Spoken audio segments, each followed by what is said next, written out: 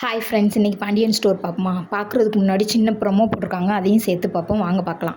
என்ன நடக்குதுன்னு பார்த்தீங்கன்னா, மயிலோட அப்பா வந்து கோயிலில் பார்த்துருப்பார்ல அந்த பொண்ணோட, அதை வந்து அவங்க வீட்டுக்காரம்மாட்ட போய் காமிச்சிருப்பாரோல. காமிச்சோன்னே அவங்க வீட்டுக்காரம்மா கொந்தளிச்சிட்டாங்க. கொந்தளிச்சிட்டு மகளை கூப்பிட்டு கேட்டிருந்தா இதுக்கு விட தெரிஞ்சிருக்கும். ஆனால் அதை பண்ணாமல் விறுவிறுன்னு பாண்டியன் ஸ்டோர் வந்துட்டாங்க. அவங்க குடும்பத்தில் வந்து என்னென்ன பேச முடியுமோ அதெல்லாம் பேசுகிறாங்க.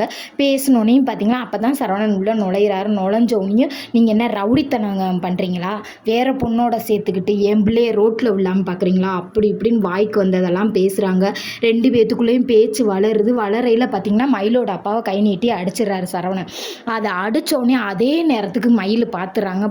இது நடக்கக்கூடாதுன்னு எவ்வளோ தூரம் பயந்தாங்களோ அதெல்லாம் நடந்துருது. அவங்க மனசு ரொம்ப கூட கொஞ்சம் கவலைப்படுது.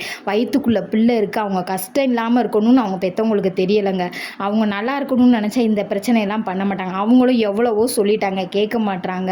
ஆனால் கடைசி வரைக்கும் இவங்க இதை சொல்லி உள்ளே நுழைச்சி விடலான்னு பார்த்தாங்க. கடைசியில் அவங்க மக அதையும் சொல்ல விடாமல் வீட்டுக்கு கூட்டிகிட்டு வந்து, ஏம்மா நான் நிம்மதியாக இருக்கதே உங்களுக்கு பிடிக்கலையா, என்னை இருக்க சொல்கிறீங்களா சாக சொல்கிறீங்களா அப்படின்னு சொல்லி எவ்வளோ தூரம் பேச முடியுமோ பேசிட்டு, நானும் எங்கள் பாப்பாவும் எவ்வளோ தூரம் நல்லபடியாக வளரணுமோ அவ்வளோ தூரம் நான் உழைச்சி உங்களுக்கும் கூட கஞ்சி ஊற்றுறேன், என் பிள்ளைக்கு நானே பார்த்துக்கிறேன், எங்களை நிம்மதியாக மட்டும் கஞ்சி குடிக்க விடுங்கம்மா அப்படின்னு சொல்லி சொல்கிறாங்கங்க. ஒரு பொண்ணுக்கு எவ்வளோதான் கஷ்டம் வந்தாலும் அதை ஃபேஸ் பண்ணுற தைரியம் இருந்தால் ஃபேஸ் பண்ணலாம்.